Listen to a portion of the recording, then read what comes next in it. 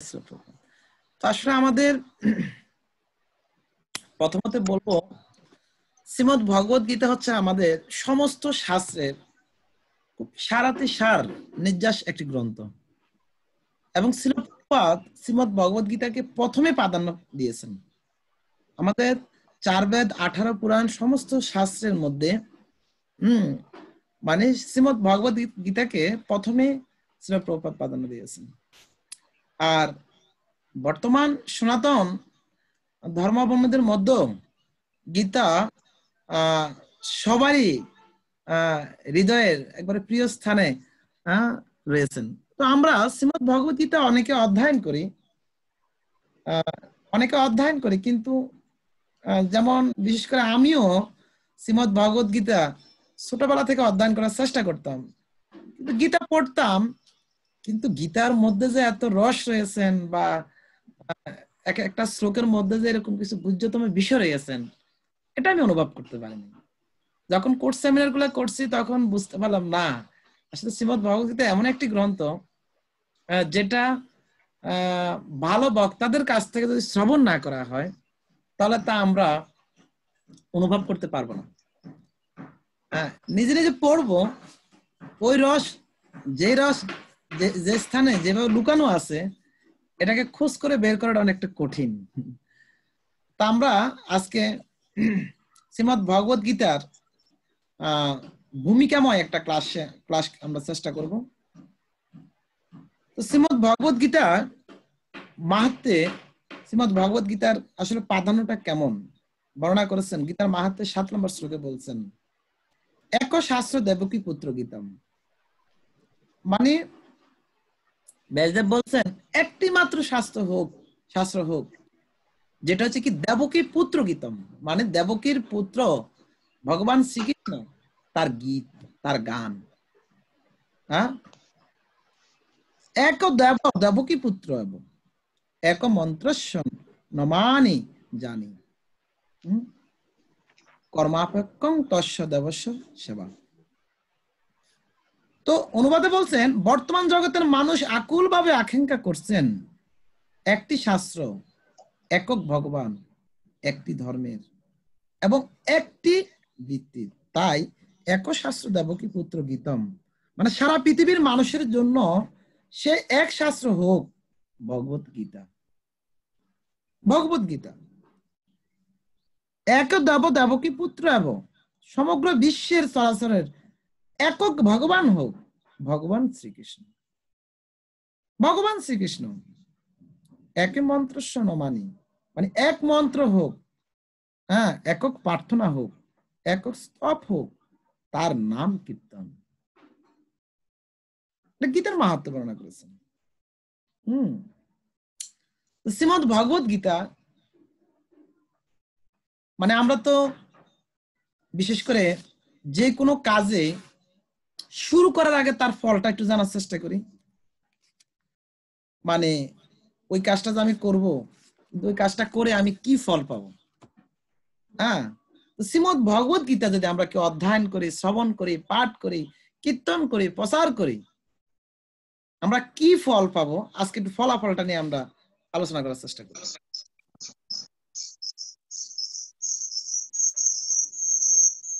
শ্রীমদ ভগবত গীতা যদি আপনাদের কাগজ কলম থাকে একটু লেখার চেষ্টা করবেন। শ্রীমদ ভগবত গীতার ফলাফল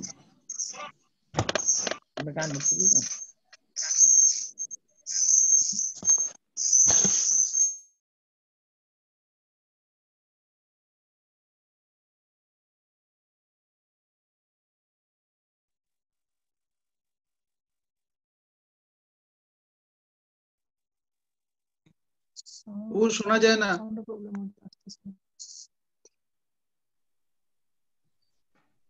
হরে কৃষ্ণ, শোনা যাচ্ছে এখন? হরে কৃষ্ণ। হ্যাঁ, শ্রীমদ ভগবত গীতা অধ্যয়ন করা, শ্রবণ করা, পাঠ করা, প্রচার করা, এই গীতা নিয়ে আলোচনা করা, এর মাধ্যমে আমরা কি ফল পাবো একটা বিষয় জানাতে হবে। শ্রীমদ ভগবত গীতার 7ম অধ্যায় 2 নম্বর শ্লোকে বর্ণনা করেছেন, এবং গীতার মাহাত্ম্য সাইরে বর্ণনা করেছেন। যদি এ জ্ঞান লাভ করে, এ জ্ঞান লাভ করলে আর কিছুই জানবার বাকি থাকে না। শ্রীমদ ভগবত গীতার যদি এই জ্ঞানকেও আমরা লাভ করতে পারি, তাহলে আর কিছু আমাদের জানার বাকি থাকবে না। শ্রীমদ ভগবত গীতার 7ম অধ্যায় 2 নম্বর শ্লোক এবং গীতার মাহাত্ম্য সাইরে বর্ণনা করেছেন। যদি আমরা কেউ কি জ্ঞান লাভ করতে পারি, শ্রীমদ ভগবত গীতার এই জ্ঞান যদি আমরা কেউ লাভ করতে পারি, আর কোনো কিছু জানবার বাকি থাকবে না। হ্যাঁ, কারণ সমস্ত শাস্ত্রে শ্রীমদ ভগবত গীতা তা রয়েছে, কিন্তু শ্রীমদ ভগবত গীতা যা রয়েছেন সমস্ত শাস্ত্র তা নেই। শ্রীমদ ভগবত গীতা যা রয়েছেন সমস্ত শাস্ত্র তা নেই। শ্রীমদ ভগবত গীতা এত গুরুত্বপূর্ণ। যদি আমরা তাই শ্রীমদ ভগবত গীতাকে ভালোভাবে জানতে পারি, তাহলে আমাদের আর কোনো শাস্ত্রে বা কোনো কিছু জানবার বাকি থাকবে না। কোটেশন গুলো আপনারা লিখে নেওয়ার চেষ্টা করবেন। গীতার মাহাত্ম্য 4 আর শ্রীমদ ভগবত গীতার শ্লোক হচ্ছে 7-2, 7ম অধ্যায় 2 নম্বর শ্লোক। এবং দ্বিতীয়ত হচ্ছে গীতার 4র্থ অধ্যায় 35 নম্বর শ্লোকে বলছেন, এবং 18 অধ্যায় 72 এবং 73 নম্বর শ্লোকে বলছেন, যদি এই গীতার জ্ঞান আমরা কেউ লাভ করতে পারি, আমরা সমস্ত মোহ থেকে আমরা কি হব? মুক্ত হব। যদি এই গীতার জ্ঞান আমরা লাভ করতে পারি, সমস্ত মোহ থেকে আমরা কি হতে পারবো? মুক্ত হতে পারবো। এবং 3 নম্বর হচ্ছে গীতায় 4র্থ অধ্যায় 36 এবং 37 নম্বর শ্লোক বর্ণনা করেছেন, এবং গীতার মাহাত্ম্য 2 বর্ণনা করেছেন। যদি এই জ্ঞান কেউ লাভ করতে পারে, পাপ ও পুণ্য উভয় প্রকার কর্ম থেকে মুক্ত হতে পারবে। পাপ এবং পুণ্য উভয় প্রকার কর্ম থেকে আমরা কি হতে পারবো? মুক্ত হতে পারবো। তো অনেকের একটা প্রশ্ন জাগতে পারে, পাপ থেকে মুক্ত হওয়া এটা ভালো, কিন্তু পুণ্য থেকে মুক্ত হওয়া তো এটা কেমন কথা? কেননা পুণ্যটা তো ভালো জিনিস, কিন্তু না, যারা ভগবত ভক্তিতে অধিষ্ঠিত রয়েছেন, কৃষ্ণ ভক্তিতে রয়েছেন, তারা পাপটা যেমন তাদের কাছে নিন্দনীয়, পুণ্যটাও তাদের কাছে নিন্দনীয়। কারণ ভক্তিতে পুণ্য করেন না, পুণ্যের ফলে আমরা স্বর্গে অবস্থান করব, আর স্বর্গে গিয়ে যে ভোগ বাসনা করব, ভোগের পর আবার আমাদেরকে ভোগান্তি ভোগ করতে হবে, আবার এই মর্তলোকে এসে জন্ম মৃত্যু জরা ব্যাধিতে মায়ার বন্ধনে আমাদেরকে আবদ্ধ হতে হবে। কিন্তু যারা কৃষ্ণ ভক্তি করেন, তারা পাপও করেন না, পুণ্য করেন না। পাপের কারণে যেমন বন্ধনের কারণ, পুণ্যের কারণে বন্ধনের কারণ। কারণ পুণ্যের মাধ্যমে ভোগ করব, আর ভোগের পরে তো আবার ভোগান্তি শুরু হয়ে যাবে। তাই তারা পাপও করেন না, পুণ্য করেন না। হ্যাঁ, তারা কি করেন? কৃষ্ণ পিতার্থে যে কর্ম করা হয় সেটাকে বলা হয় সুকৃতি। সুকৃতি করেন, হ্যাঁ, যার মাধ্যমে কৃষ্ণ প্রেম লাভ করা যায়। কৃষ্ণ প্রেম, হ্যাঁ, এই কারণে বলছেন, মানে ভক্তদের কাছে পাপের থেকে পুণ্যটা আরো ভয়ানক। কারণ পুণ্য কর্মের ফলে ভোগের ব্যবস্থা আসবে, আর অত্যাধিক ভোগের মাধ্যমে তারা ভক্তি তাদের হৃদয় থেকে হারিয়ে যায়। তাই তারা ভোগটাকে চাচ্ছেন না। এই কারণে বলছেন পাপ ও পুণ্য উভয় প্রকার কর্ম থেকে মুক্ত হওয়া যাবে যদি আমরা গীতার জ্ঞান লাভ করি। গীতার 4র্থ অধ্যায় 36-37 নম্বর শ্লোক এবং গীতার মাহাত্ম্য 2 বর্ণনা করেছেন। এবং গীতায় 9ম অধ্যায় 1ম শ্লোকে এবং গীতার মাহাত্ম্যের 3 নম্বর শ্লোকে বলছেন, এই সংসার বন্ধন থেকে তিনি মুক্ত হবেন। যদি কেউ গীতার জ্ঞান আমরা লাভ করতে পারি, আমরা কি হতে পারবো? এই সংসার বন্ধন থেকে আমরা মুক্ত হতে পারবো। আমি পাশাপাশি অনুরোধ করব, যদি কারো বিশেষ কোনো সমস্যা না হয়, যারা লাইনে যুক্ত রয়েছেন তাদের ক্যামেরাগুলোকে অন রাখার জন্য, যদি কারো কোনো বিশেষ ইয়ে না থাকে, আমার কন্টাক্ট করতে সুবিধা হবে। তো আমি যদিও ক্লাসের আগে কথাটা বলার দরকার ছিল, সেটা হচ্ছে যদি আমরা এই ধারাবাহিক শ্রীমদ্ ভগবদ গীতার ক্লাস চালিয়ে রাখি, তাহলে আমাদের প্রথম বিষয়টা হচ্ছে কি, ক্লাসে অবশ্যই আপনাদের গীতাটার সাথে থাকতে হবে এবং নোট করার জন্য কাগজ কলম থাকতে হবে। আর আরেকটা বিষয় হচ্ছে কি, আমরা যখন ক্লাসটা শুরু করব, প্রথম 10 থেকে 15 মিনিট হবে ফিডব্যাক। মানে আজকের ক্লাসে আমরা যে আলোচনা করতেছি কার কোন কথাটা, কোন বিষয়টা খুব ভালো লাগছে, এটা আমাদের পরবর্তী ক্লাসে সবাই একটু একটু করে বলতে হবে। যার কাছে যেটা খুব ভালো লাগছে, পুরা ক্লাসটা বলতে হবে না,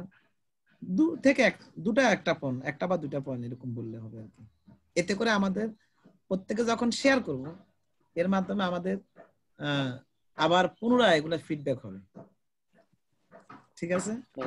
ঠিক আছে প্রভুজি, আসলে ঠিক আমার এই কথা হচ্ছে যে অনেকে লাইনে ঢুকছে কিন্তু ওরার মুখ দেখা যাচ্ছে না, কিন্তু ওইটা ঠিক না। সবাইকে দর্শন করা উচিত, বৈষ্ণব সবাইকে, কিন্তু অনেকে দেখা যাচ্ছে না। সবাই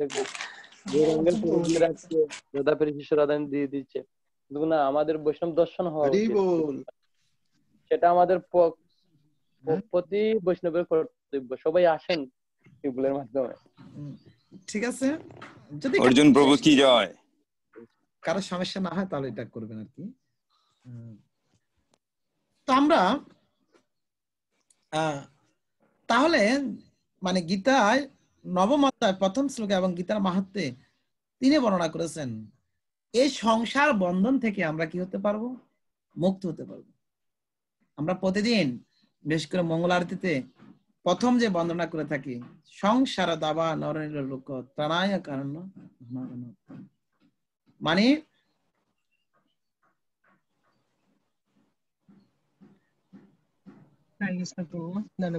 শব্দ আসতেছে কানেক্ট হচ্ছে না, অনেক কয়েকবার নক করেছেন। তো ভিডিওর পাশে অডিও মাইক্রোফোনটি আছে, ওটা মিউট আছে আর কি, ওটাতে ক্লিক করলে আপনার কানেক্ট হয়ে যাবে। হ্যাঁ, হরে কৃষ্ণ প্রভু, আমি সজীব সরকার প্রভুকে বলছি। প্রভু, আপনার ভিডিও কানেক্ট হতে হলে আপনার হোম স্ক্রিনের যে নিচে একটা স্পিকার চিহ্ন আছে, ওইখানে ক্লিক করুন। জয়েন উইথ কম্পিউটার অডিও বা মোবাইল অডিও বা কল ইন্টারনেট ওভার, যেখানে লেখা আছে ওইখানে ক্লিক করেন, তাহলে কানেক্ট হতে পারবেন। হরে কৃষ্ণ, ধন্যবাদ। তা আমরা এই সংসার বন্ধন থেকে আমরা কি হতে পারবো? মুক্ত হতে পারবো। এবং গীতায় 14তম অধ্যায় 2 নম্বর শ্লোকে, গীতার মাহাত্ম্যে 5ম শ্লোকে বর্ণনা করেছেন, সৃষ্টির সময় জন্ম হবে না এবং ফলয় কালও ব্যতীত হবে না। সৃষ্টির সময় জন্ম হবে না এবং ফলয় কালও কি হবে না? ব্যতীত হবে না। যদি আমরা কি করতে পারি? শ্রীমদ্ ভগবত গীতার এক জ্ঞান লাভ করতে পারি। এবং গীতায় 4th অধ্যায় 9 নম্বর শ্লোকে বলছেন, দেখো তো,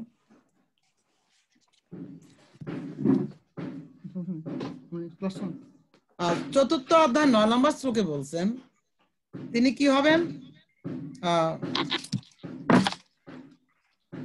ভগবানের নিত্য ধাম তিনি লাভ করবেন। যদি আমরা শ্রীমদ্ ভগবত গীতার এই জ্ঞান যদি কেউ লাভ করতে পারি, তিনি ভগবানের নিত্য ধাম লাভ করতে পারবেন। 4th অধ্যায় 9 নম্বর শ্লোকে বলছেন এই জ্ঞান যদি আমরা কেউ লাভ করতে পারি, তিনি ভগবান নিত্য ধাম লাভ করবেন। তা আমি আবারও এটা পুনরাবৃত্তি করছি, যদি কারো পয়েন্টগুলো করতে সুবিধা হয়। যেমন গীতার 7ম অধ্যায় 2 নম্বর শ্লোক এবং গীতার মাহাত্ম্যের 4th শ্লোকে বলছেন এ জ্ঞান লাভ করলে আর কোনো কিছু জানবার বাকি থাকে না। এই জ্ঞান লাভ করলে আর কোনো কিছু জানবার বাকি থাকে না। 2 নম্বরে 4th অধ্যায় 35। কৃষ্ণ প্রভু, একটা অপরাধ ক্ষমা করবেন, প্রথমটা কি বললেন? 2 নম্বর শ্লোক 4 নম্বর অধ্যায়? না, প্রথমটা হচ্ছে 7ম অধ্যায় 2য় শ্লোক এবং গীতার মাহাত্ম্য 14 নম্বর শ্লোক। আচ্ছা, গীতার মাহাত্ম্য ৪র্থ শ্লোক। মানে এ জ্ঞান লাভ করলে আর কোনো কিছু জানবার বাকি থাকে না। এবং গীতার ৪র্থ অধ্যায় ৩৫ নম্বর শ্লোক, 18 অধ্যায়ও ৭২ এবং ৭৩ নম্বর শ্লোকে বলছেন এই জ্ঞান যদি আমরা কেউ লাভ করতে পারি সমস্ত মোহ থেকে আমরা মুক্ত হতে পারবো। যে মোহের মোহিত হয়ে আমরা ভগবত থেকে বিস্তৃত হয়ে আছি, ভক্তি থেকে আমরা বিস্তৃত হয়ে আছি, এই মোহ থেকে আমরা মুক্ত হতে পারবো। এবং গীতা ৪র্থ অধ্যায় ৩৬ এবং ৩৭ নম্বর শ্লোক, গীতার মাহাত্ম্য ২ নম্বর শ্লোকে বলছেন পাপ ও পুণ্য উভয় প্রকার কর্ম থেকে আমরা মুক্ত হব। পাপ ও পুণ্য উভয় প্রকার কর্ম থেকে আমরা মুক্ত হব। এবং গীতার ৯ম অধ্যায় ১ম শ্লোক, গীতার মাহাত্ম্য ৩ নম্বর শ্লোকে বলছেন সংসার বন্ধন থেকে আমরা মুক্ত হব। সংসার বন্ধন থেকে আমরা মুক্ত হব। এবং গীতায় ১৪তম অধ্যায় ২ নম্বর শ্লোকে এবং গীতার মাহাত্ম্য ৫ নম্বর শ্লোকে বলছেন সৃষ্টির সময় জন্মগ্রহণ করতে হবে না এবং ফলয় কালো তাকে ব্যথিত হতে হবে না, তাকে ফলয় কালো ব্যথিত হতে হবে না। এবং গীতার ৪র্থ অধ্যায় ৯ নম্বর শ্লোকে বলছেন তিনি ভগবানের নিত্য ধাম লাভ করবেন। হরি বল। তিনি ভগবানের নিত্য ধাম লাভ করবেন। তো এ হচ্ছে শ্রীমদ্ ভগবত গীতার অনন্ত ফলাফল মধ্যে একটা ফলাফল। মানে আমরা শ্রীমদ্ ভগবত গীতা যদি কেউ এই তা অধ্যয়ন করি, তো আর একটা বিষয় রয়েছেন কি, গীতায় 18 অধ্যায় ৩৭ নম্বর শ্লোকে বলছেন কেউ যদি অধ্যয়ন করেন তার সে জ্ঞান দ্বারা আমি পূজিত হয়ে থাকি। শ্রীমদ্ ভগবত গীতা যদি কেউ অধ্যয়ন করে যে জ্ঞানটা লাভ হবে, 18 অধ্যায় ৭০ নম্বর শ্লোকে বলছেন, ভগবান বলছেন ওই জ্ঞান দ্বারা আমি পূজিত হয়ে থাকি। আমরা তো অনেকে জানি শুধু ফুল তুলসী দিয়ে ভগবানের পূজা করা হয়, কিন্তু আসলে আমরা জানতেছি কি যদি কেউ শ্রীমদ্ ভগবত গীতার জ্ঞান লাভ করতে পারেন, অধ্যয়ন করতে পারেন, অধ্যয়ন করে যে জ্ঞান হবে ওই জ্ঞান দ্বারা ভগবান পূজিত হয়ে থাকেন। ভগবান পূজিত হয়ে থাকেন। এবং গীতায় 18 অধ্যায় ৭১ নম্বর শ্লোকে বলছেন শ্রদ্ধাবনত চিত্তে কেউ যদি শ্রবণ করেন, শ্রদ্ধাবনত চিত্তে যদি কেউ শ্রবণ করেন তিনি পাপ মুক্ত হবে, পুণ্য কর্মকারীদের শুভলোক সময় লাভ করেন। তিনি কি করবেন? যদি শুধু শ্রদ্ধাবনত চিত্তে কেউ যদি শ্রবণ করেন তিনিও পাপ মুক্ত হয়ে পুণ্য কর্মকারীদের শুভলোক সময় লাভ করবেন শুধু শ্রবণ করলে। হরে কৃষ্ণ। তো শ্রীমদ্ ভগবত গীতা এরকম অনেক ফলাফল রয়েছেন। তো শ্রীল প্রভুপাদ বিশেষ করে ভূমিকাতে ব্যাখ্যা করেছেন। শ্রীল প্রভুপাদ বলছেন যিনি ঐকান্তিক ভাবে ভগবত গীতাকে যথাযথভাবে উপস্থাপন করার চেষ্টা করেন, যিনি ঐকান্তিক ভাবে, ভূমিকাটা পড়লে আপনারা পাবেন গীতা, যিনি ঐকান্তিক ভাবে ভগবত গীতাকে যথাযথভাবে উপস্থাপন করার চেষ্টা করেন তিনি ভক্তিযোগে উন্নত সাধন করে শুদ্ধ ভগবত ভক্তি লাভ করবেন। শুধু যদি কেউ ঐকান্তিক ভাবে ভগবত গীতাকে উপস্থাপন করার জন্য চেষ্টা করেন তিনি ভক্তিযোগে উন্নতি সাধন করে শুদ্ধ ভগবত ভক্তি লাভ করেন। এই শুদ্ধ ভক্তির ফলে তিনি নিঃসন্দেহে ভগবত ধামে ফিরে যাবেন। তিনি নিঃসন্দেহে, শ্রীল প্রভুপাদ বলছেন শুধু কেউ যদি ভগবত গীতাকে উপস্থাপন করার চেষ্টা করেন, মানে কারো কাছে যদি যথাযথভাবে ভালোভাবে উপস্থাপন করার চেষ্টা করেন, প্রভুপাদ বলছেন নিঃসন্দেহে তিনি এই শুদ্ধ ভক্তির ফলে তিনি নিঃসন্দেহে ভগবত ধামে ফিরে যাবেন। জয় শ্রীমদ্ ভগবত গীতা কি। এবং 18 অধ্যায় 69 নম্বর শ্লোকে বলছেন এই পৃথিবীতে মানুষদের মধ্যে তার থেকে অধিক প্রিয়কারী আর কেউ নেই এবং হবে না। তার থেকে অন্য কেউ আমার প্রিয়তর হবে না। কারা? যারা 18 অধ্যায় 68 নম্বর শ্লোকে বলছেন, কারা? যিনি আমার এই ভক্তদের মধ্যে এই পরম গোপনীয় গীতার বাক্য উপদেশ করেন, তিনি অবশ্যই পরাভক্তি লাভ করেন, নিঃসংশয়ে আমার কাছে ফিরে আসেন। ভগবান বলছেন, ভগবান 18 অধ্যায় 68 নম্বর শ্লোকে বলছেন, যিনি আমার ভক্তদের মধ্যে এই পরম গোপনীয় গীতার বাক্য উপদেশ করেন, তিনি অবশ্যই পরাভক্তি লাভ করেন, নিঃসংশয়ে আমার কাছে ফিরে আসেন।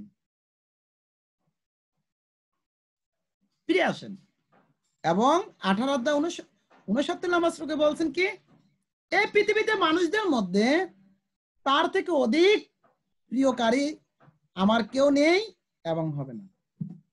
যারা শ্রীমদ্ ভগবত গীতার কথা নিজের হৃদয় অনুভব করে, উপলব্ধ করে অন্যদের কাছে কি করেন? উপস্থাপন করার বা ব্যক্ত করার চেষ্টা করেন। ভগবান তাদের মতো প্রিয় এই জগতে কেউ নেই এবং হবে না। শ্রীমদ্ ভগবত গীতার বিশেষ কিছু ফলাফল আমরা উপস্থাপন করার চেষ্টা করেছি। এই প্রসঙ্গে আমরা শ্রীমদ্ ভগবত গীতার আরো কয়েকটা পয়েন্ট নিয়ে আমরা উপস্থাপন করব। আজকে শুধু আমরা ভূমিকাটা নিয়ে আলোচনা করব। তো শ্রীমদ্ ভগবত গীতা ছিল প্রভুপাদ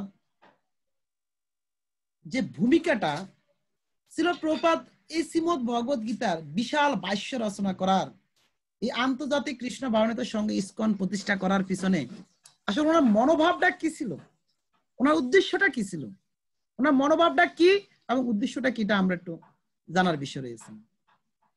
এত বিশাল কার্য সম্পূর্ণ করার পরও ছিল প্রভুপাদ কেমন মনোভাব ছিল। যদি আপনাদের কাছে গীতা থাকে, ভূমিকাতে 2 নম্বর পৃষ্ঠাটা খুললে পাবেন। 2 নম্বর পৃষ্ঠা। ছিল প্রভুপাদের মনোভাবটা কি দেখেন। প্রকৃতপক্ষে এই আন্দোলনে পিতা হচ্ছেন শ্রীকৃষ্ণ নিজেই। আপনারা কেউ পেয়েছেন কিনা জানি না, করতে পারবেন?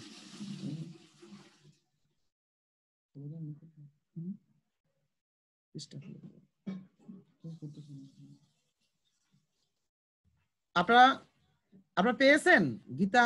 জানি না, যাদের কাছে আছে আপনি দেখতে পারেন, আপনারা আন্ডারলাইন করতে পারেন।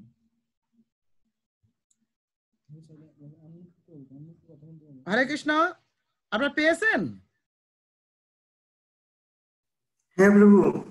হরে কৃষ্ণ প্রভু, কত নম্বর শ্লোকটা বলছিলেন? এটা শ্লোক না, এটা ভূমিকা। গীতা পৃষ্ঠা নাম্বার 2, একবার প্রথমে দেখবেন, একবার প্রথমে 2 পৃষ্ঠা নাম্বার 2।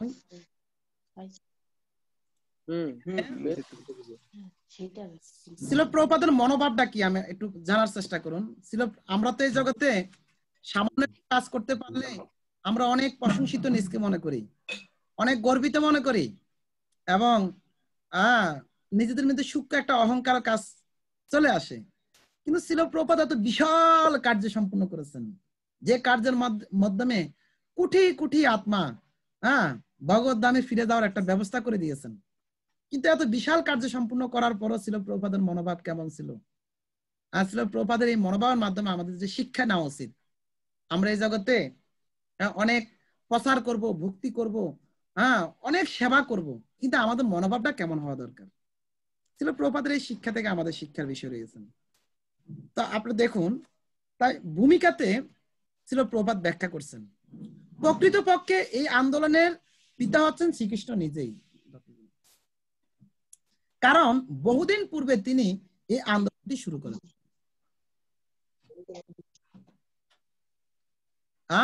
এই যে আমাদের প্রভুরা দিয়েছেন, আপনারা দেখতে পারেন। ধন্যবাদ পঙ্কজ প্রভু, সিঙ্গাপুর থেকে পঙ্কজ প্রভুর বিশেষ কৃপা, ওনাকে ধন্যবাদ। ভূমিকাতে দেখেন, প্রকৃতপক্ষে এই আন্দোলনে পিতা হচ্ছেন শ্রীকৃষ্ণ নিজেই। কারণ বহুদিন পূর্বে তিনি এই আন্দোলনটি শুরু করেন। মানে প্রভুপাদ বলতে চাচ্ছেন, এখন আমি যে আন্দোলনটা করতে চাচ্ছি, যে কৃষ্ণ ভাবনাময় পুরা জগৎ ব্রহ্মাণ্ডে প্রসার করতে চাচ্ছি, এই আন্দোলনটা অনেক আগেই ভগবান শ্রীকৃষ্ণ নিজে এটা শুরু করেছেন, কিন্তু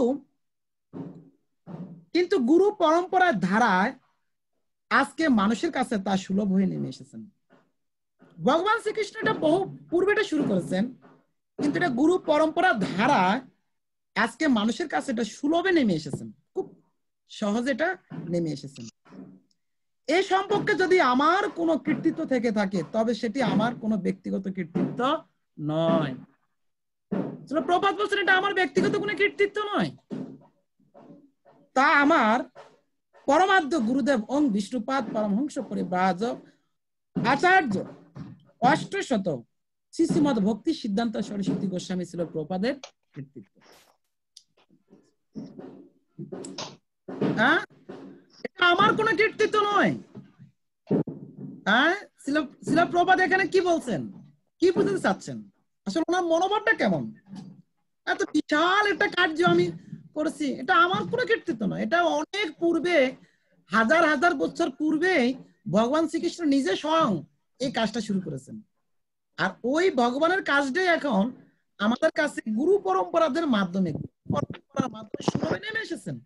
বলছে এই সম্পর্কে যদি আমার কোনো কৃতিত্ব থেকে থাকে সেটি আমার ব্যক্তিগত কোনো কৃতিত্ব নয়, এটা আমার ব্যক্তিগত কোনো অ্যাসেট নয়, তা আমার পরমাদ্য গুরুদেব ওং বিষ্ণুপাদ পরমহংস পরিব্রাজকাচার্য অষ্টশত শ্রীশ্রীমদ ভক্তি সিদ্ধান্ত গোস্বামী ছিল প্রভুপাদের কৃতিত্ব। এটা ভগবানের কৃতিত্ব, যদি থেকেও থাকে এটা আমার গুরুদেবের গুরু পরম্পরার কৃতিত্ব, এটা আমার কোনো ব্যক্তিগত কৃতিত্ব নয়। এটা যে মনোভাব। আসলে এই জগতে আমরা কোনো একটু ভালো কোনো সেবা করতে পারলে বা একটু ভালো কোনো ভক্তি করছি, মানে ভালো কোনো কার্য সম্পূর্ণ করছি, এর মাধ্যমে নিজেদের কাছে অনেক গর্বিত মনে হয়, বাহ আমি অনেক কিছু করে ফেলছি, আমার কারণে অনেক ভক্ত হয়ে গেছে, আমার কারণে এতজন প্রসাদ খাচ্ছে, আমার কারণে এতজন জব করতেছেন, এটা নিজেকে একটা অহংকারিত মনে হতে পারে। কিন্তু প্রভুপাদ এত কোটি কোটি আত্মার ভগবত ধামে প্রবেশ করার মতো ব্যবস্থা করে দিয়েছেন, তারপরে প্রভুপাদ বলছেন না এটা আমার ব্যক্তিগত কোনো কীর্তিত্ব নয়। এটা একটা খুব গুরুত্বপূর্ণ বিষয়। এই জগতে আমরা যখন ভগবত সেবা করব আমাদের এরকম অনেক গুণকীর্তন আসবে, কীর্তিত্ব আসবে। হ্যাঁ, মোবাইলটা সাইলেন্ট করতে, এরকম অনেক কীর্তিত্ব আসবে, কিন্তু আমরাও সাথে সাথে প্রভুপাদ কি করছেন, ওনার সমস্ত কীর্তিত্বটা কি করলেন, উনি ওনার গুরুদেবের কাছে অফারিং করে দিলেন, ওনার গুরুদেবের কাছে অফারিং করে দিলেন। হ্যাঁ, তো এটা হচ্ছে কিরকম, মোবাইলটা এদিকে নিয়ে আসা, আবার কল আসবে, অফারিং করে দিলেন। এটা হচ্ছে কিরকম, যেমন আমাদের কারো কাছে যখন অনেক টাকা পয়সা চলে আসবে, যারা বুদ্ধিমান মানুষ তারা কি করে, টাকা পয়সা গুলো নিজের কাছে না রেখে এগুলা ব্যাংকে জমা করে দেয়, এগুলা ব্যাংকে জমা করে দেয় যারা বুদ্ধিমান। কারণ নিজের কাছে থাকলে চুরি হয়ে যেতে পারে, হারিয়ে যেতে পারে, ডাকাতি হয়ে যেতে পারে, যে কোনো কারণে একটু রিস্ক। আর যখন ব্যাংকে জমা করে দিবেন তখন টাকাটা কি ব্যাংকের হয়ে যাবে?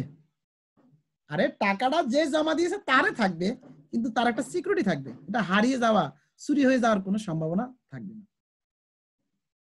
ঠিক এরকম আমাদের যখন কোন এরকম কৃতিত্ব আসবে, কোন প্রশংসিত কিছু আসবে, আমরা সাথে সাথে যখন আমাদের গুরুদেবের কাছে এটা অর্পণ করে দেব, গুরুদেবের কাছে রেখে দিব, তখন এটা আমাদেরই থাকবে, এবং তখন আমরা এটা চুরি হরণ হওয়া, অহংকার সৃষ্টি হওয়ার আর কোনো সুযোগ থাকবে না।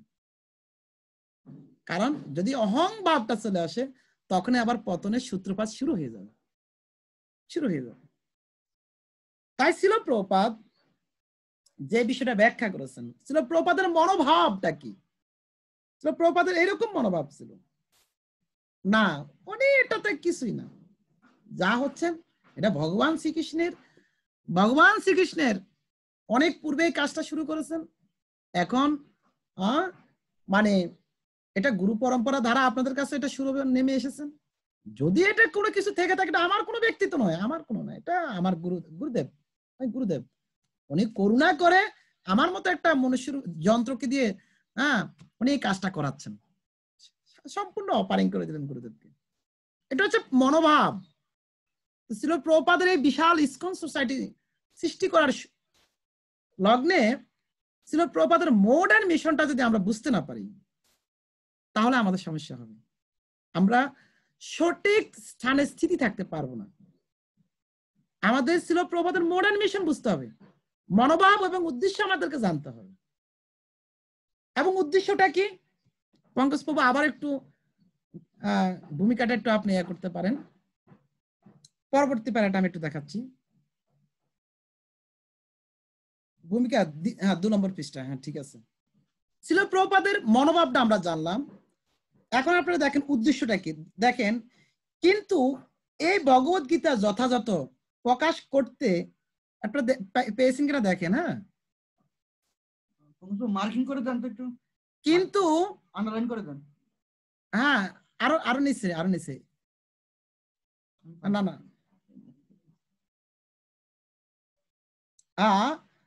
কিন্তু এই ভগবত গীতা যথাযথ প্রকাশ করতে আমাদের এই যে প্রচেষ্টা, আপনারা এই যে পাচ্ছেন কিনা দেখেন, কিন্তু এই ভগবত গীতা যথাযথ প্রকাশ করতে, কিন্তু এই ভগবত গীতা যথাযথ প্রকাশ করতে আমাদের নিচে না পাচ্ছি প্রভু, সমস্যা নেই, পাচ্ছি তো। আচ্ছা। একটু আন্ডারলাইন করে দেন।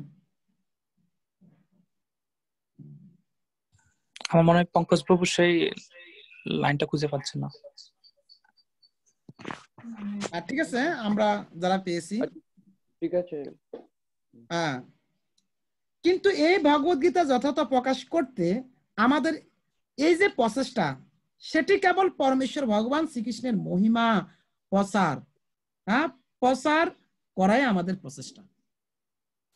শ্রীমৎ ভগবত গীতা, কিন্তু এই ভগবত গীতা যথাযথ প্রকাশ করতে আমাদের এই যে প্রচেষ্টা, সেটি কেবল পরমেশ্বর ভগবান শ্রীকৃষ্ণের মহিমা প্রচার করাই আমাদের প্রচেষ্টা। যেমন আমরা যখন বিশেষ করে অনেক প্রচারক রয়েছেন, বা শ্রীমৎ ভগবত গীতার ভাষ্য অনেক লেখকরা ভাষ্য করেছেন, তারা নিজেদের কথাগুলোকে কি করেছেন? ব্যক্ত করেছেন। কিন্তু শ্রীল প্রভুপাদ এখানে অন্য কোনো মনোভাব নাই। এই যে এত বিশাল কার্য সম্পন্ন করেছেন, বলছে সেটা হচ্ছে কি প্রচেষ্টা? পরমেশ্বর ভগবান শ্রীকৃষ্ণের মহিমা প্রচার করাই হচ্ছে আমাদের প্রচেষ্টা। শুধু কিভাবে আমরা পরমেশ্বর ভগবান শ্রীকৃষ্ণের মহিমা প্রচার করবো সেটা আমাদের প্রচেষ্টা। আমাদের উদ্দেশ্য হচ্ছে শ্রীকৃষ্ণের ইচ্ছাকে প্রতিষ্ঠা করা। আমাদের হচ্ছে কি করা? আমাদের কারো ব্যক্তির ইচ্ছাকে প্রতিষ্ঠা করা নয়। আমাদের উদ্দেশ্য হচ্ছে, শ্রীল প্রভুপাদের অনেক উদ্দেশ্যের মধ্যে খুব ভেরি ইম্পর্টেন্ট একটা বিষয় হচ্ছে এটা, আমাদের উদ্দেশ্য হচ্ছে শ্রীকৃষ্ণের ইচ্ছাকে প্রতিষ্ঠা করা। মানে পরমেশ্বর ভগবান শ্রীকৃষ্ণের কি ইচ্ছা এটাকে বাস্তবায়ন করা হচ্ছে আমাদের উদ্দেশ্য, প্রতিষ্ঠা করা। জড়বাদী, মনোধর্মী, রাজনীতিবিদ, দার্শনিক বা বৈজ্ঞানিকদের মতবাদ প্রচার করা আমাদের উদ্দেশ্য নয়। এটা আমাদের উদ্দেশ্য নয়। কি বলছেন? আমাদের উদ্দেশ্য হচ্ছে শ্রীকৃষ্ণের ইচ্ছাকে প্রতিষ্ঠা করা। জড়বাদী, মনোধর্মী, রাজনীতিবিদ, দার্শনিক ও বৈজ্ঞানিকদের মতবাদ প্রচার করা আমাদের উদ্দেশ্য নয়। এই ভূমিকাতে এরকম আরো কয়েক কিছু উদ্দেশ্য আপনারা পাবেন। শ্রীল প্রভুপাদ মনোভাব হচ্ছে কি, উদ্দেশ্যটা কি? মনোভাবটা হচ্ছে কি?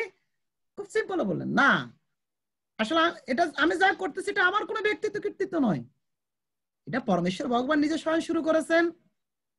এটা আপনাদের কাছে এখন গুরু পরম্পরার ধারায় সুলভে নেমে এসেছেন। যদি কিছু থেকে থাকে, এটা হচ্ছে আমার গুরুদেবের কৃতিত্ব। এটা হচ্ছে তার মনোভাব। আসলে আমরা যারা কৃষ্ণ ভাবনায় সম্পৃক্ত হয়েছি, যুক্ত হয়েছি, আমাদের মনোভাবটা কেমন হওয়া দরকার এবং আমাদের উদ্দেশ্যটা কি থাকার দরকার। এখানে অনেকে অনেক উদ্দেশ্য নিয়ে অত সাধু সঙ্গ ভক্তি যুগের সাথে যুক্ত থাকতে পারে, কিন্তু না, অন্য উদ্দেশ্য পরিহার করতে হবে। উদ্দেশ্য একটাই থাকতে হবে, সে উদ্দেশ্যটা হচ্ছে কি?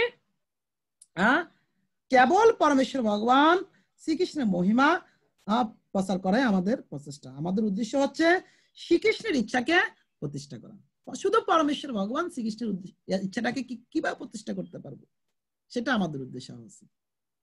ছিল প্রভুপাদের মুড এবং যে মিশন, মনোভাব এবং উদ্দেশ্য আমরা সংক্ষিপ্ত ভাবে এটা জানলাম। আপনারা আরো ভালোভাবে পুরা ভূমিকাটা পড়বেন, পড়ে আপনার মনোভাবটা কি কি রয়েছেন, উদ্দেশ্যটা এরকম পয়েন্ট পয়েন্ট আকারে আপনারা নাম্বারিং করে লিখতে পারেন। তো শ্রীমদ ভগবত গীতা ছিল প্রভুপাদের মনোভাব, উদ্দেশ্য আমরা কিছুটা জানলাম। এবার আমরা শ্রীমদ ভগবত গীতা সম্বন্ধে আরো জানবো। শ্রীমদ ভগবত গীতা কোত্থেকে আবির্ভূত হয়েছেন? মহাভারতের ভীষ্ম পর্বে 25 থেকে 42তম অধ্যায় হচ্ছেন শ্রীমদ ভগবত গীতা। মহাভারতের সারাতে সার নির্যাস মহাভারতে কোথায় রয়েছেন? 25 থেকে 42তম অধ্যায় এই ভগবত গীতা রয়েছে ভীষ্ম পর্বে, মহাভারতের ভীষ্ম পর্বে 25 থেকে 42তম অধ্যায় এই গীতা আমরা রয়েছেন। তো গীতার বিশেষ করে 18টি অধ্যায় রয়েছেন। 18টি অধ্যায়কে আবার 3টি ভাগে বিভক্ত করেছেন। প্রথম অধ্যায় থেকে 6ষ্ঠ অধ্যায়, এটাকে বলা হয় কর্মশতক। এটাকে বলা হয় কি? কর্মশতক, মানে নিষ্কাম কর্মযোগ। আর 7ম থেকে 12তম অধ্যায় হচ্ছে কি? ভক্তি শতক।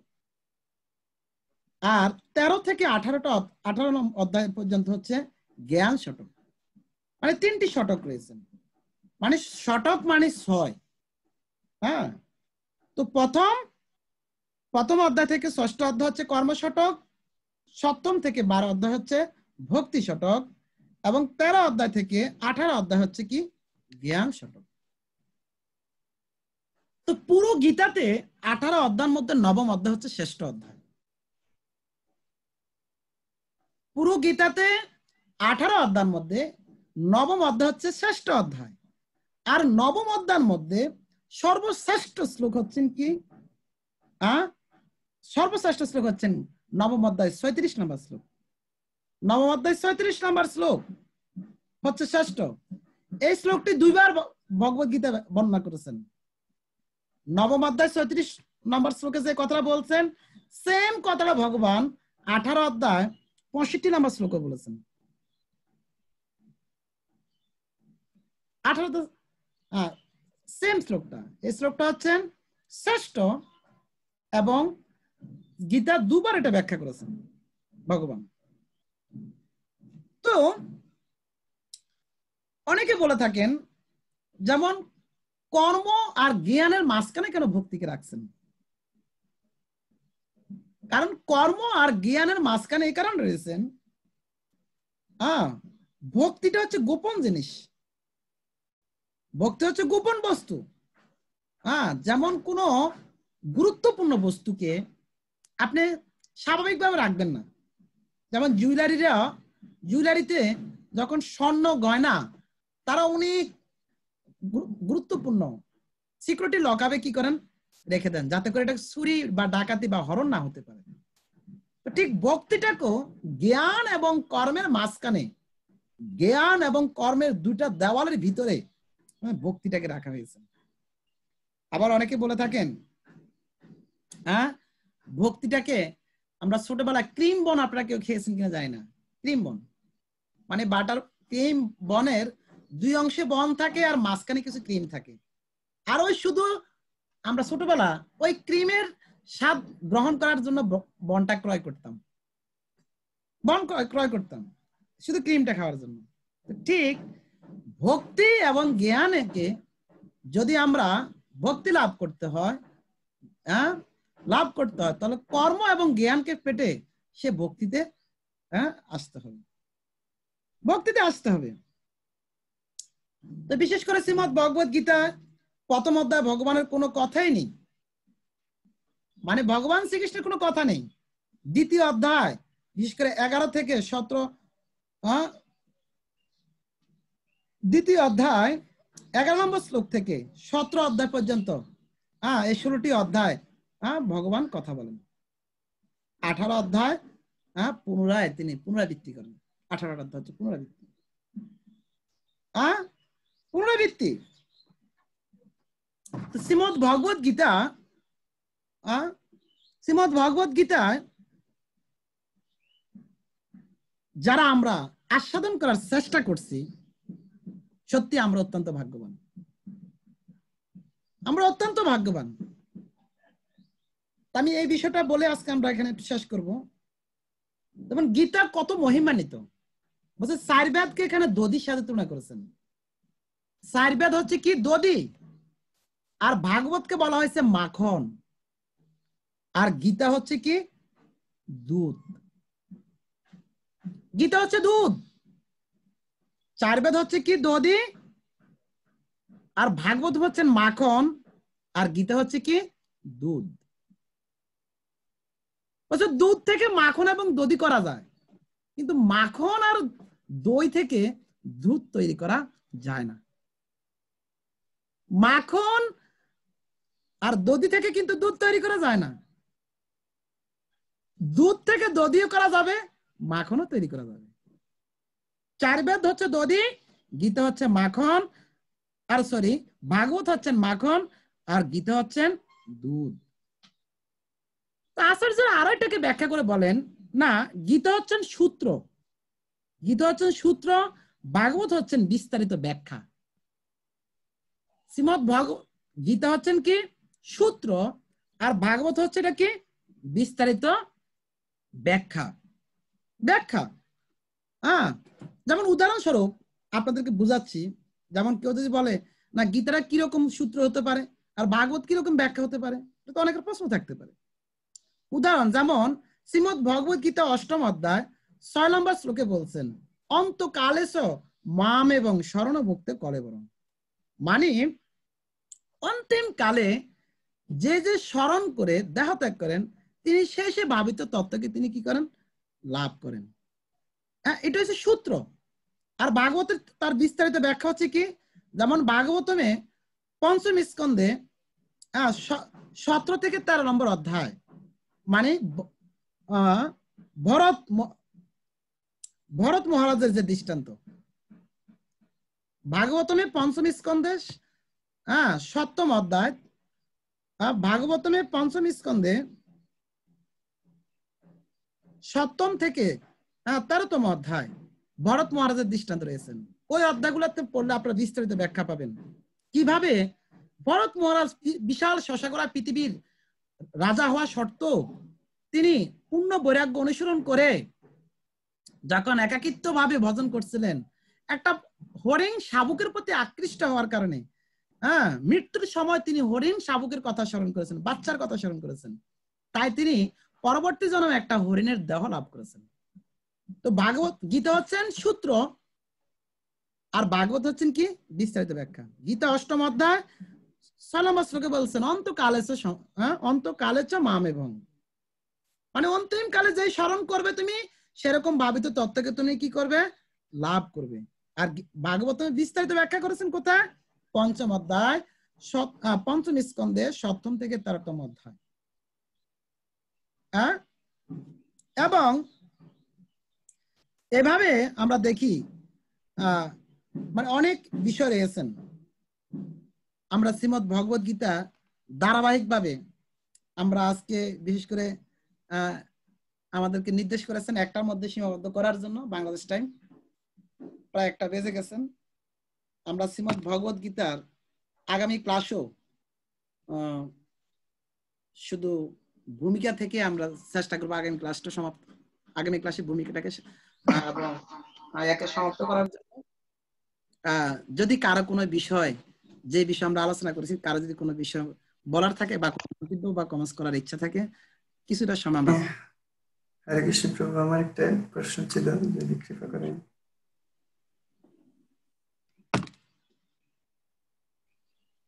হরে কৃষ্ণ। হরে কৃষ্ণ, বলুন ঠাকুর। হ্যাঁ প্রভু, আপনি অত্যন্ত সুন্দরভাবে বর্ণনা করেছেন এবং সেটা অত্যন্ত ভালো লেগেছে। আর আমার যে প্রশ্নটা হলো যে আপনি বলেছেন যে 4 বেদ হচ্ছে দধি, তার মধ্যে এই ভাগবত পুরাণ হচ্ছে মাখন। তো কথাটা হচ্ছে যে এটা সাধারণত অ্যাকচুয়ালি অনেক সময় যখন জাগতিক মানুষের সাথে কথা হয় তারাও এমনটা প্রশ্ন করে যে এই ভাগবত পুরাণটা আসলে বেদের কোন বেদের অন্তর্ভুক্ত, বা এই যে ভাগবতের সাথে মহাভারতের মানে কি ধরনের সম্পর্ক, বা একই হিস্টোরি কিনা, বা একই বেদের বা একই এই যে পুরাণের অন্তর্ভুক্ত কিনা, এই বিষয়ে কি আপনি ভাগবত এবং বেদের বিষয়ে জানতে চাচ্ছেন, মানে ডিসটেন্সটা? হ্যাঁ হ্যাঁ, মানে এই ভাগবত তাকে কোনো বেদের, যেমন চারি বেদ আছে, চারি বেদের কোনো অন্তর্ভুক্ত কোনো না, অংশ না। না অন্য একটা বিষয়?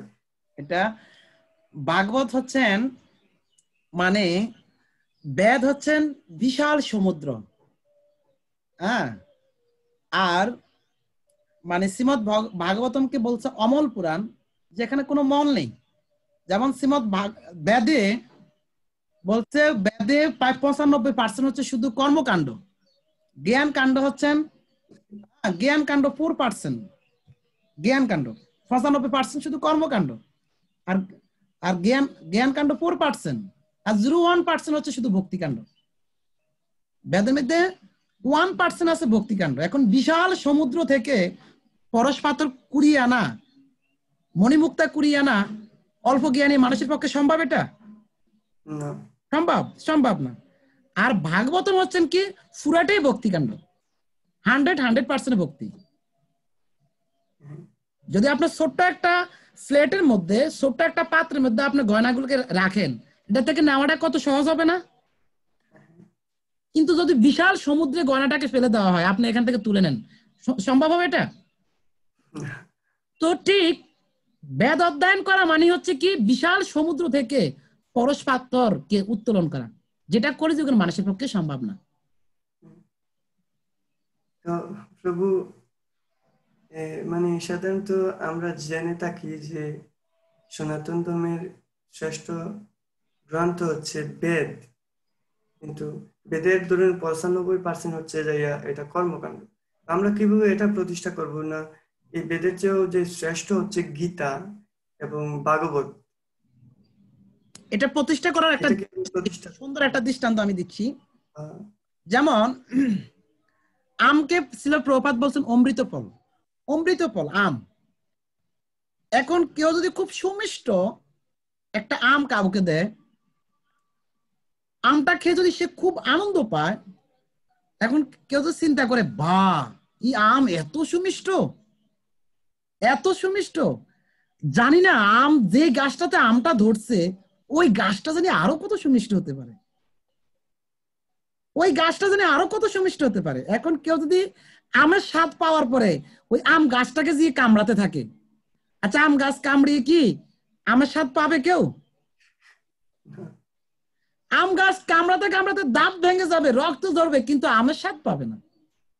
ঠিক বেদ থেকে শ্রীমদ ভাগবতম আসছে, বেদের সারাতে সারে হচ্ছে শ্রীমদ ভাগবতম। যেমন পুরা বিশাল আম বৃক্ষের সার বস্তু হচ্ছে কি তার ফল, তার ফলটা হচ্ছে তার সার বস্তু। ভাগবতম বিশাল সার হচ্ছে কি তার ফল স্বরূপ হচ্ছে এ ভাগবতম। বিশাল আম বৃক্ষের তার সার নির্যাস হচ্ছে কি সুমিষ্ট পাকা পরিপক্ক তার আম। তাহলে হ্যাঁ, আমরা এই সিদ্ধান্তে উপনীত হতে পারি যে বেদের বিভিন্ন খণ্ড থেকে ভক্তদের চরিত্র এবং ভগবানের যে চরিত্র বা ভক্তি সম্বন্ধে যেসব চরিত্র, সেটা ভাগবত পুরাণে লিপিবদ্ধ আছে সরাসরি ভাবে, মানে এটাকে উত্তোলন করে নিয়ে আসা হলো এখান থেকে। তার মানে এটা যে এই ভাগবতটাই হচ্ছে মানে বেদের সারাথি সার, এটা কোনো আলাদা গ্রন্থ নয়, এটা শুধু ওই বেদের চারি বেদের সারাংশ রূপে এখানে তুলে ধরা হয়েছে, এটাই বলতে পারি নাকি? হ্যাঁ হ্যাঁ, বিশেষ করে ভাগবতমে নারদমণি এবং ব্যাসদেবের কথোপকথনে এই বিষয়গুলো আমরা আরো স্পষ্ট হতে পারবো। নারদমণি কিভাবে তার প্রিয় শিষ্য ব্যাসদেবকে শাসাচ্ছেন, তুমি এই বেদ বেদান্ত রচনা করে অনেক সময় নষ্ট করেছো, কলিযুগের এটা জীবের প্রতি কোনো উপকৃত হবে না। তুমি কলিযুগের মানুষ, কেন বেদের আরেক নাম হচ্ছে শ্রুতি শাস্ত্র, মানে যা গুরুদেবের কাছ থেকে শিষ্য শ্রবণ করতেন, হাজার হাজার বছর পর সেম ভাবে তা আবার ব্যক্ত করতে পারতেন। কিন্তু কলিযুগের মানুষ তো আমরা কিছুক্ষণ আগে কি শুনছি কিছুক্ষণ পরে তা ভুলে যাচ্ছি, সম্ভব না। তাই বলছে এমন কিছু রচনা করো যা শ্রবণেই পরম মঙ্গল হবে, যেটুক শুনবে তাদের পরম মঙ্গল হয়ে যাবে। এটা হচ্ছে শ্রীমদ্ ভাগবতম। ধন্যবাদ। থ্যাংক ইউ প্রভু, অনেক ধন্যবাদ, সুন্দরভাবে এক্সপ্লেন করেছেন। ধন্যবাদ আপনাকে। হরে কৃষ্ণ। কারো কোনো বিষয়? হরে কৃষ্ণ প্রভু, ধন্যবাদ, প্রণাম। আমার একটু ছোট ইয়ে ছিল যে পাপ পূর্ণ এবং সুকৃতি, যদি আর একটু বিস্তারিত ভাবে একটু পাপ পূর্ণ এবং সুকৃতির মধ্যে যে পার্থক্যটা একটু যদি যেটা একটু বিস্তারিত ভাবে যেমন বলতেন। ভালো কর্ম করলে পাপ পূর্ণ হবে, খারাপ কর্ম করলে পাপ হবে। আর ভগবানের পিতার্থে যদি কোনো কর্ম করেন, মানে কৃষ্ণ পিতার্থে, যেমন হরিনাম জপ করা কৃষ্ণ পিতার্থ হচ্ছে, একাদশী ব্রত করা কৃষ্ণ পিতার্থ হচ্ছে, ভগবানের চরণে ফুল তুলসী দেওয়া কৃষ্ণ পিতার্থ হচ্ছে, ভগবানের জন্য রন্ধন করা, বাজার করা, তার ভোগ লাগানো, এগুলো কৃষ্ণ পিতার্থে। তো ভগবানের পিতার্থে যে কর্মে করবেন সেটা হবে স্বীকৃতি। যেমন এখন তো আমরা ভগবত গীতার কথা শ্রবণ কীর্তন করছি, এটা কৃষ্ণ পিতার্থে, এটা স্বীকৃতি হবে। তো স্বীকৃতিটা হচ্ছে কেমন? শ্রীমদ্ ভগবত গীতায় 2য় অধ্যায় 40 নম্বর শ্লোকে বলছেন, নাহা বিক্রম নাশস্তি পত্তবায় নবিদ্যতে স্বল্পমপি অশ্ব ধর্মস্ব ত্রায়তে মুহূর্ত ভয়া। স্বল্পম স্বীকৃতি যদি কেউ একটুও করে, কোনো ক্ষয় নেই, ব্যয় নেই। প্রপাত গানাকার শ্লোকে বলছেন, ক্ষয় ব্যয় নাহি নাশ, সেই কার্য সাধনে যাহা পারো করে যাও সঞ্চয় ওই ধনে। বাবা তুমি এমন ধন সঞ্চয় করো যে ধনের কোনো ক্ষয় নাই, ব্যয় নেই, নাশ নাই, নষ্ট নাই, ওই ধনকে তুমি সঞ্চয় করো। পুণ্যরও ক্ষয় আছে, পাপেরও ক্ষয় আছে। পুণ্য যেমন পুণ্য কর্ম ভোগ করার মাধ্যমে পুণ্য নষ্ট হয়ে যাবে, আবার পাপ কর্ম আবার অত্যাধিক পুণ্য করার মাধ্যমে নষ্ট করতে পারবেন, কিন্তু স্বীকৃতি নষ্ট করার কোনো সুযোগ নেই। তাই ছিল প্রভাত বলছে এমন ধন সঞ্চয় করো যে ধনের ক্ষয় নেই, ব্যয় নাই। 2য় অধ্যায় 40 নম্বর শ্লোক।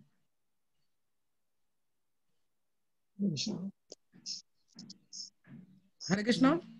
আর কারো কোনো বিষয়?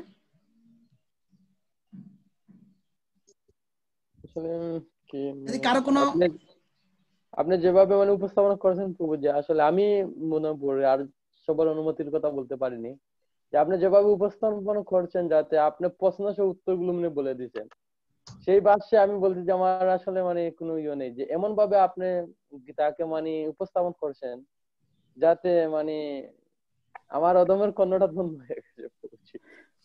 হরি বল প্রভু, ধন্যবাদ, প্রণাম। আমিও অর্জুন প্রভুর সাথে একমত। আপনি এত সুন্দরভাবে বিশ্লেষণ করছেন যে আমাদের কোনো প্রশ্ন করার সুযোগ নাই, আপনি সমস্ত প্রশ্নের উত্তর আপনার প্রবচনে দিয়ে দিয়েছেন। হরি বল। হরে কৃষ্ণ প্রভু, দণ্ডবত, অপরাধ ক্ষমা করবেন। আমার একটা ছোট একটা মানে প্রশ্ন না, মানে জানার জন্য আর কি বলছি আর কি। আপনি যেরকম সুন্দর করে মানে আমাদেরকে বলেছেন এবং উপস্থাপন করেছেন, আমাদের অনেকই সৌভাগ্য যেন এইরকম আমাদের এখানে এই মানে খুবই সকালে উঠে এরকম ভগবত মানে শ্রবণ করাটা আমাদের মানে সবার কাছে জানি না, অন্তত আমার কাছে মানে আমার কাছে অনেক ধন্য লাগছে। এবং আমার মানে মনে হচ্ছে যে যতটুকু জীবনে আমার পিছনে আমরা ফেলাই আসছি তার থেকে সার্থক হয়েছে আর কি, গত শনিবার এবং আজকে শনিবারে আপনার মুখ থেকে শ্রবণ করাতে। তো এরকম সময়টা যেন আমরা সবসময় পাইয়া থাকি, সেইটুক আশা করব। আর আমরা তো এখন আমরা আছি সংসার জীবনে, বাচ্চা কাচ্চা নিয়ে আসি, তো দেখা গেছে অনেক সময় ভগবানের সেবা দিতে যাওয়ার সময় বা প্রসাদ বানানোর সময় একটু ভুল ত্রুটি হয়ে থাকে আমাদের, মানে বাচ্চার কারণে বা আমাদের নিজেদের সময়ের কারণে ঠিক ভাবে দিতে পারছি না আর কি, আমার কাছে এটা মনে হচ্ছে আর কি। তো আমরা এটার থেকে কিভাবে মানে একটু উপরের দিকে উঠতে পারবো, বা কিভাবে আমরা এই সংসার জীবন থেকে উদ্ধারের মানে একটু রাস্তাটা আর কি কিভাবে করা যায় আর কি, এটা একটু জানতে। এ প্রসঙ্গে ছিল রূপ গোস্বামী প্রপাত উপদেশ অমৃত গ্রন্থে বলছেন যুক্ত বৈরাগ্য অনুসরণ করার। আমরা যে যে স্থানে আছি, যে যে অবস্থানে আছি, সেই অবস্থানটাকে ঠিক রেখে আমরা কি করতে পারি? বৈরাগ্য অনুসরণ করতে পারি। যেমন আপনারা যারা গৃহে রয়েছেন, গৃহটা তো এখন আপনার ব্যক্তিগত কোনো গৃহ নয়, এটা কৃষ্ণের সংসার। আপনার বাচ্চাটা এখন আপনার বাচ্চা নয়, একজন কৃষ্ণ ভক্ত। তাই তাকে সেবা সম্পাদন করা, এখন এটা নিজের উপরে নিবেন কেন? এই বাচ্চাকে ওই হিসাবে দেখুন না, সে একজন কৃষ্ণ ভক্ত। এখন তাকে স্নান করাচ্ছি, তাকে তার সেবা করতেছি, তাকে খাওয়াচ্ছি, আমি তো একটা বৈষ্ণব সেবা করতেছি, একজন ভক্তের সেবা করতেছি। এটা মানে ভক্ত সেবা রূপান্তরিত হবে যদি সে গৃহটাতে আমরা ভক্তির সাথে যুক্ত থাকতে পারি। এটা অন্য কিছু নয়। মানে শিল প্রভুপাদ শ্রীমদ ভগবদ গীতা অষ্টম অধ্যায়ে একটা শ্লোকে তার ব্যাখ্যা করছেন, একজন কৃষ্ণ ভক্ত যেখানে থাকবে ওই স্থানটাকে যেন বৃন্দাবন পরিবেশে রূপান্তরিত করেন। যে স্থানে থাকবেন, হোক আপনি ফ্রান্সে আছেন, হোক আপনি আমেরিকা আছেন, হোক আপনি প্রভুপাদ যেখানে গেছেন সেখানে বৃন্দাবনের পরিবেশ সৃষ্টি করেছেন। ঠিক ভক্তরা যেখানে যাবে সেখানে একটা বৃন্দাবন পরিবেশ সৃষ্টি করবেন। সেখানে ভগবানের গুণ কীর্তন হবে, ভগবত প্রসাদ হবে, ভগবানের ভোগ রাগ হবে, ভগবানের এই ভাগবত শ্রবণ কীর্তন হবে। তার মানে বৃন্দাবনে তো তাই হচ্ছে, তারপরে যে থাকবেন তাই করতেছেন, সেটা বৃন্দাবন পরিবেশ। এর মধ্যে থেকে আমরা যেন ক্রমান্বয়ে আস্তে আস্তে আরো ভালো করতে পারি, তাই গুরু কৃষ্ণ বৈষ্ণবদের কাছে আরো আকুল ভাবে প্রার্থনা করতে হবে। না এখন এইভাবে করতেছি যেন আরো ভালোভাবে করতে পারি, এই প্রার্থনার মাধ্যমে আমরা আরো ভালোভাবে অগ্রসর হতে পারবো। ধন্যবাদ। হরে কৃষ্ণ। প্রভুজি ঘটনা হয়েছে যে বাচ্চারা যখন হয়তো অনেক সময় দেখা গেছে কি আরতি সময় সে বাচ্চারা অনেক ডিস্টার্ব করে, কথা শুনতেছে না, বুঝতেছে না, পাগলামি করে একটু, তখন দেখা গেছে মানে অনেক রাগ হয়ে যায় আর কি। তখন এইটা কিভাবে কন্ট্রোলে আনা যায়? এটা রাগানো যাবে না, রাগানো যাবে না, এটা স্বাভাবিক ভাবে নিতে হবে। আসলে প্রভুজি আমি একটা ছোট প্রশ্ন, অপরাধ ক্ষমা করুন, যেহেতু এই প্রশংসা নেই গীতার মাধ্যমে নয়, অন্য একটা প্রশ্ন, আমার প্রশ্ন না বলতে আমার জানার ইচ্ছা যে একজন কৃষ্ণ ভক্ত বা যখন মা বাপকে না জানাইয়ে দুজোই ভক্তটা যেমন ইসকন ভক্ত হয়ে যাচ্ছে বা ওনার ফ্যামিলিকে বা উনি দেখছে, তারপরে অনেকে বলছে যে তুমি আমাদেরকে ছেড়ে চলে গেছো, আবার কোনো খোঁজ খবর নওনি, তাহলে তুমি কি ইসকনের ভক্ত হয়ে গেলে তুমি কি উদ্ধার পেয়ে যাবে? বা তোমার মা বাবার এইরকম মানে জিনিসগুলো কে দেখবে, বা তোমার তো একটা দায়িত্ব আছে। সেইটা আমি অনেক সময় মানে নিজেকে প্রশ্ন করি বা অনেক সময় নিজেকে মানে জানার ইচ্ছা করি। আজকে তো সুযোগ পেয়েছি বলে আপনাকে জানা। এইরকম মনোভাব অনেক আছে ইসকনের মাধ্যমে জড়িত। আমি বিশেষভাবে আমি কথা বলছি, অনেক আছে ফ্যামিলিতে হয়তো ওরা আসছে কিন্তু ফ্যামিলির মত নেই ইসকনে আসার জন্য। আবার শুনছি যে মা বাবা যখন কোনো ইচ্ছা না থাকে তাহলে উনি অত সহজে কোনো দীক্ষা নিতে পারবেন না। এইরকম মনোভাব অনেক সময় অনেকে প্রশ্ন করে দেন। সেই বিষয়ে যদি একটু মানে আপনি কৃপাপূর্বক যদি বলতেন তাহলে আমি মানে ইয়ে হতাম। তো এই প্রসঙ্গে অনেক ব্যাপক ব্যাখ্যা রয়েছেন। শ্রীমদ ভাগবতমে একটা শ্লোক রয়েছেন, শ্লোক নাম্বারটা আমি মনে আসতেছে না, বলবো। মানে কেউ যদি বিশেষ করে কৃষ্ণ পিতার্থে, ভগবত পিতার্থে নিজদেরকে সম্পূর্ণভাবে ভগবানের শরণে আত্মস্বীকৃত করেন, তখন তিনি সকল ঋণ থেকে তিনি মুক্ত হয়ে যান।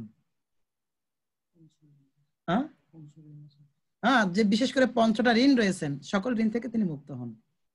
আর একটা বিষয় হচ্ছে কি, যেমন কেউ ভক্তি করতে, যেমন হরিনাম জপ করবে, একাদশী ব্রত পালন করবে, বা ভগবত প্রসাদ আস্বাদন করবে, একজন সদ্গুরু থেকে আশ্রয় দীক্ষা হবে, যদি মা বাবাকে সমন্বয় করতে পারে ভালো। কিন্তু কোনো কারণে যদি এই বিষয়ে মা বাবা গুরুজন হয়েও তারা যদি অপরিপক্ক থাকে, তাহলে কোনো কারণে যদি ওনাদের অজ্ঞাত সেটা করা হয়, এতে কোনো অসুবিধা নেই।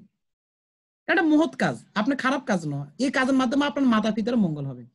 তার জ্বলন্ত একটা দৃষ্টান্ত হচ্ছে কি, ব্রহ্মাজি এই জগতের প্রথম জীব, আর স্বয়ং ভগবান ব্রহ্মাজিকে পাঠাচ্ছেন বংশ বিস্তার করার জন্য। আর ব্রহ্মাজি যখন প্রথম 7 জন কুমারকে সৃষ্টি করছেন বংশ বিস্তার করার জন্য, যাদেরকে চতুষ্ষণ বলা হয়, আর ওই 7 জন কুমার ব্রহ্মার মতো পিতার কথা লঙ্ঘন করছে, না বাবা আমরা এই কাজটা করতে পারবো না, মানে তার বাবাকে টাটা দিয়ে চলে গেছেন। এতে করে সতীশ কুমার কোনো অপরাধ হয়েছে? আর ব্রহ্মার মতো পিতার কথা লঙ্ঘন করছেন। তো তার মানে আমি এটা বলছি না আমরা পিতা মাতার অবাধ্য হব, কিন্তু কৃষ্ণ ভক্তিতে আমরা তাদেরকে বুঝাবো, তারাও যেন সে ভক্তিতে যুক্ত হতে পারেন। ভগবান কাছে প্রার্থনা করবো। মানে জড়জাগতিক তো তখন তারা আর বুঝানি যায় না, বা তারা উল্টা আরো মানে ইসকনের বদনাম গেয়ে যাচ্ছে। অনেক অনেক কিছু সহ্য করতে হয়, যে ইসকনে আজকে চলে যাচ্ছে মা বাপ ছেড়ে, অনেক অনেক মাতাজিরা চলে যাচ্ছে, ওরা পর্দা নেই, নেই সন্তানতা নেই। আমি ওরাকে বোঝাতে পারছি না যে ওরা কিসের জন্য এটা করছে, এটা কৃষ্ণের জন্য সবকিছু হচ্ছে, কিন্তু ওরা তো জড়জাগতিক মানুষ, কোনো সময় ওরা অপরাধ করে ফেলছে। তো এই অপরাধ থেকে ওরাকে রক্ষা করার জন্য মানে এই প্রশ্নটা ছিল, যে ওরার তো অপরাধ হচ্ছে, যে একজন মানুষের এ প্রসঙ্গে প্রহ্লাদ মহারাজের দৃষ্টান্ত খুব উল্লেখযোগ্য। প্রহ্লাদ মহারাজের বাবা যেরকম যন্ত্রণা দিয়েছেন, এর চেয়ে বড় যন্ত্রণা মনে হয় আমাদের জীবনে কারো আসে নাই, কারোই আসে নাই। এত যন্ত্রণা লাঞ্ছনা খাওয়ার পরও স্বয়ং ভগবানের কাছে বাবার জন্য প্রার্থনা করেছেন, হে প্রভু আমার বাবাকে ক্ষমা করুন আর কৃপা করুন, যেন ওনার কৃপা লাভ করতে পারেন। তো ঠিক আমরা আমাদের মা বাবার প্রতি, গুরুজনদের প্রতি ভগবানের কাছে এরকম আকুলভাবে প্রার্থনা করতে পারি, অবশ্যই ভগবান তাদেরকেও কৃপা করবেন। আমি দেখেছি বিশেষ করে আমার মা বাবা অন্য একটা মতে তারা ছিলেন, মানে ইসকনকে বাবা কোনোভাবে লাইক করতেন না, আমাকে ত্যায্য পুত্র করে দিবেন এমন সিদ্ধান্ত নিয়েছেন। কিন্তু প্রায় 7 বছর আমাকে অপেক্ষা করতে হয়েছেন। 7 বছর পর গুরু কৃষ্ণের কৃপা, তারা আবার পূর্ণ প্রসাদ বুঝে হয়েছেন, সদ্গুরুর চরণে আবার নতুন করে আশ্রিত হয়েছেন, তারা ভালো ভক্তি করে জগৎ থেকে বিদায় নিয়েছেন। তো আমার বিশ্বাস আমাদের এটা কি করতে হবে, গুরু কৃষ্ণের কাছে প্রার্থনা করতে হবে। আমাদের শক্তি দিয়ে কারো চেতনা পরিবর্তন করতে পারবো না, কিন্তু গুরু কৃষ্ণ চাইলে সেটা সহজে তাদের চেতনা পরিবর্তন হয়ে যাবে। প্রার্থনার শক্তির পরিমাপের একটা বিষয় রয়েছে, আমরা যখন ভালো প্রার্থনা করতে পারি, যত বেশি প্রতিকূলতা আসবে ততই আমাদের আকুলতা বাড়াতে হবে, কিন্তু আমাদের ভক্তি যখন দুর্বল হবে তখন সমস্যাগুলো বেশি বাসা দিয়ে উঠবে। এটা অন্যের ত্রুটি নয়, আমাদের নিজেদের ব্যক্তির ভক্তির ত্রুটি। এ কারণে যত প্রতিকূলতা দেখবো এতই আমরা আরো ভালোভাবে ভক্তি অনুসরণ করবো, আর যত ভালো আকুল ভাবে ভক্তি করতে পারবো তত সমস্যাগুলা সমস্যাই মনে হবে না। হরে হরে কৃষ্ণ। ধন্যবাদ, প্রণাম। বলেন প্রভু, আপনি বলেন। হরি বল, দণ্ডবাদ প্রভু। আমি আসলে মানে প্রায় বেশ কিছুদিন ধরে মানে ছোট একটা ব্যাপারে জানার জন্য আর কি ওইরকম সুযোগ আমার ভাগ্য হয় নাই, তো সেই কারণে আমার একটু সুযোগ হয়েছে, সেই জন্য একটু জানার মানে প্রয়াস করছি আর কি। আমাদের বাংলাদেশ থাকতে ইসকন তখন আমি মানে শুনতাম, মানে ইসকনের আশেপাশে যেতে পারি নাই, সেরকম ভাগ্য হয় নাই। তো যত পেরিসে আসার পরে মানে ইসকনে মানে আসা যাওয়ার থেকে আমার কাছ থেকে আনন্দ লাগছে, ভালো লাগছে, সেই কারণে মানে হালকা একটু একটু মানে জড়াইছি আর কি। চাচ্ছি যে তো ভগবানের মানে নাম কীর্তন বা ভক্তি করা যায় কিনা আর কি। তো দেশে আমার এক বাবার গুরুদেব ছিল, তো ওই গুরুদেবের ছেলেও উনিও গুরুদেব, তা আমাকে আমার ওয়াইফকে মানে মন্ত্র দিছিল আর কি, মানে হাতে করের মধ্যে মন্ত্র করার জন্য এবং একটা আরতি করার জন্য আর কি। তো ঘটনা হয়েছে ওই আরতি এবং মন্ত্র আমরা এখন বর্তমানে কিছুই করি না। ইসকনে যাওয়ার পরে মানে ওই মহামন্ত্রে জপ করতেছি আর কি, ওইগুলা করি না। এবং গুরুদেবের মানে আমাদের কোনো নাই, মানে এখন ওই গুরুদেবের যা যা দিছিল সেইগুলা প্রভু ভুলে গেছি, এবং ওইটা নাই আর কি আমাদের কাছে। এখন ওইটা কি আমার অপরাধ হবে কিনা, আমার ভুল হইতেছে কিনা, এটা একটু জানার জন্য প্রভু যে কি পাবো আপনি বলেন। কি হচ্ছে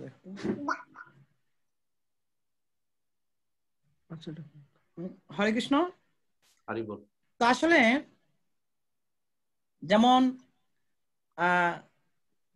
আমরা যখন দীক্ষা নিয়েছিলেন তখন আপনি এভাবে 16 মালা জপ করতেন না? তখন তো মালা জপ করতাম না, একাদশী ব্রত পালন করতাম না, বা আমাদের গুরুদেব তাদের কাছ থেকে আমি আমার কথাটা শুনেন, শুধু ইয়েস নট করবেন বলবেন, আমরা দ্রুত করতে পারবো।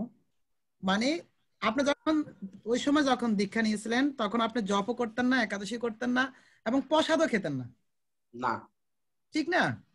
হ্যাঁ। মানে এখন আপনি যে কাজগুলো করতেছেন ওই সময় তার এক অংশ করতে পারতেন না, তার মানে ক্লাসটা আপনার ওই ক্লাসটা কি এক? না, আমার মনে হয় না যে কেন না, মানে এখন অন্তত অনেক ক্লাস আপনি উপরে চলে আসছেন। যেমন প্রাইমারিতে আপনার বাচ্চাকে যখন ভর্তি করাবেন তখন প্রাইমারি স্কুলের টিচার যেভাবে বলে এভাবে পড়তে হবে।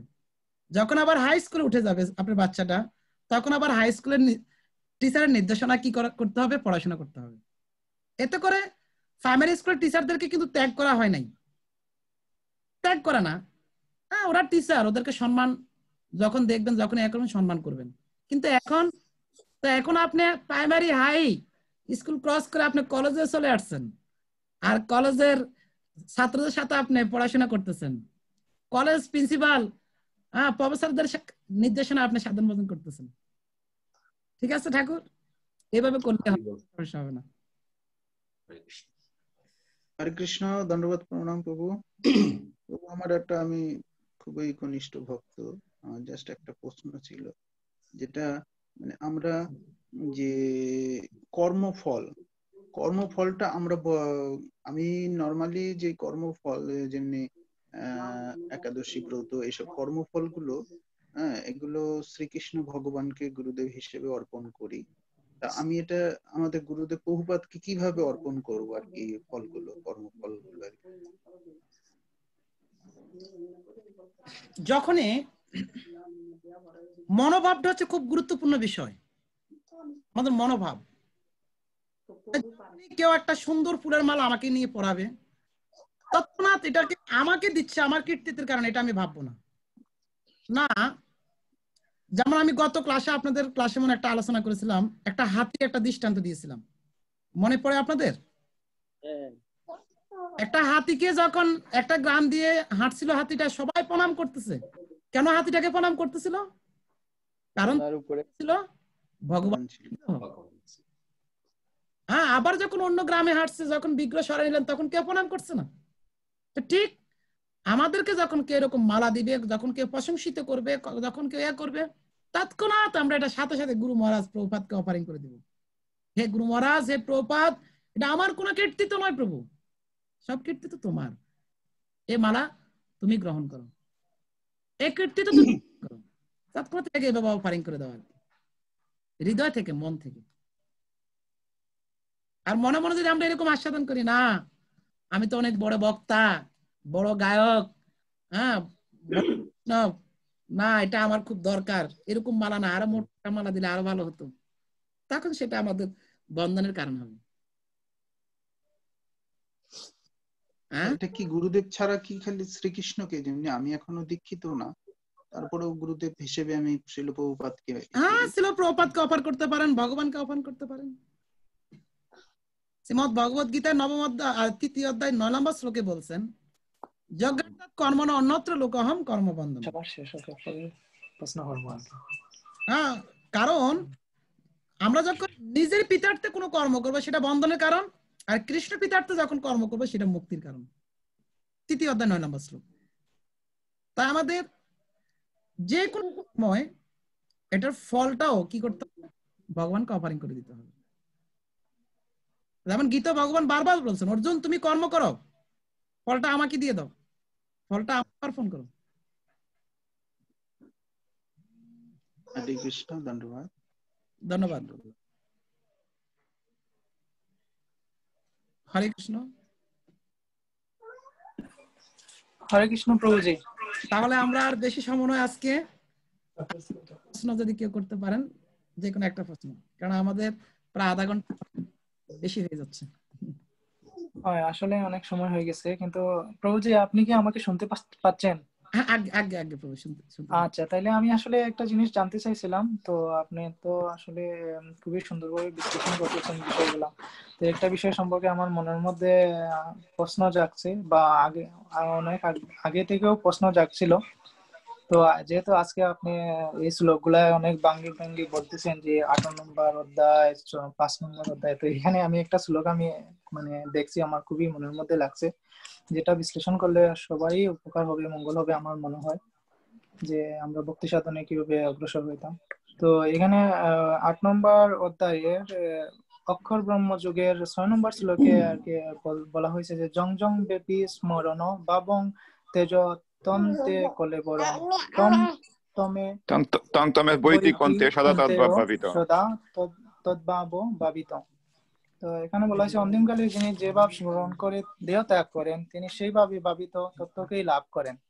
তো কোনো কারণবশত যদি যারা ভক্তি মার্গে আমরা অগ্রসর হওয়ার চেষ্টা করতেছি, তো কোনো কারণবশত যদি আমরা ওই ভক্তি মার্গ থেকে বিচ্যুত হয়ে যাই, তাইলে আমাদের যে ভগবানের প্রতি যে কর্মগুলো আমরা পূর্বে সাধিত করছি এইগুলার কারণে তো আমাদের ভগবানের স্মরণ হয়তো বা অন্তিমে নাও নিতে পারি। তো এ কারণে যদি অন্তিমে আমাদের সেই স্মরণটা যদি ভগবানের প্রতি না আসে, তাহলে তো আমরা তো 64 জনি থেকে আমরা পড়ে যাইব, নাকি আমাদের এখানে কোনো সুকৃতির ফলে অন্য কিছু অন্য ভালো একটা দেহ। খুব সুন্দর একটা প্রশ্ন।